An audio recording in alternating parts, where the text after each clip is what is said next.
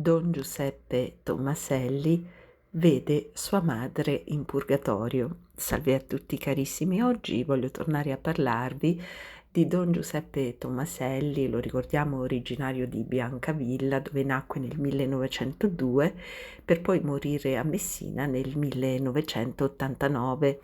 È stato un sacerdote salesiano, un grande taumaturgo, apostolo della buona stampa cattolica, ed è stato anche un grandissimo sacerdote.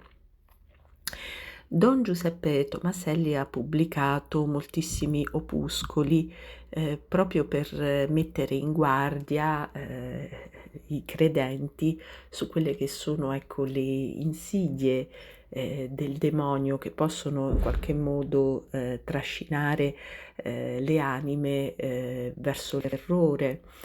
In particolare egli ha parlato anche del purgatorio e del fatto che a volte molte anime non riescono a comprendere la gravità dei propri peccati e non riescono a comprendere che la giustizia divina avrà dei rigori inimmaginabili anche verso coloro che in vita hanno avuto sempre un atteggiamento, un contegno pio. Per comprendere quanto molto spesso i nostri criteri di giudizio siano lontani un po' dalla realtà, in un opuscolo Don Giuseppe Tomaselli ha raccontato un episodio che gli è accaduto e che riguarda sua madre.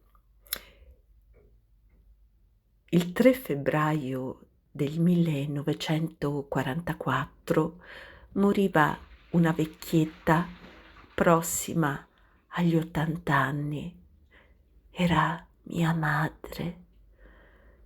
Potei contemplare il suo volto nella cappella del cimitero prima della sepoltura. Da sacerdote allora pensai: tu, o donna, da quanto io posso giudicare, non hai mai violato gravemente un solo comandamento di Dio. E riandai col pensiero alla sua vita. In realtà mia madre era di grande esemplarità e devo a lei in gran parte la mia vocazione sacerdotale. Ogni giorno andava a messa anche nella vecchiaia con la corona dei suoi figli. La comunione poi era quotidiana, mai tralasciava il rosario, caritatevole sino a perdere un occhio mentre compiva un atto di squisita carità verso una povera donna, uniformata ai voleri di Dio, tanto da chiedermi, quando mio padre era ormai morto e stavamo facendo la veglia funebre, che cosa posso dire a Gesù in questi momenti per fargli piacere? Ripeta: Signore, sia fatta la tua volontà. Sul letto di morte mia madre ricevette gli ultimi sacramenti con viva fede. Poche ore prima di spirare, però, soffrendo troppo, ripeteva: «Oh Gesù, vorrei pregarti di diminuire le mie sofferenze, però non voglio oppormi ai tuoi voleri. Fa la tua volontà». Così moriva quella donna che mi portò al mondo. Basandomi sul concetto della divina giustizia, poco curandomi degli elogi che potessero fare i conoscenti e gli stessi sacerdoti, intensificai i suffragi, gran numero di sante messe, abbondante carità e dovunque predicavo, esortavo i fedeli ad offrire comunioni, preghiere ed opere buone in suffragio. Iddio un giorno permise che la mamma apparisse. È stata una vera apparizione. Da 2 anni e mezzo ormai mia madre era morta ed ecco all'improvviso apparire nella stanza sotto sembianze umane. Mia madre era triste assai. Mi disse: mi avete lasciata nel purgatorio.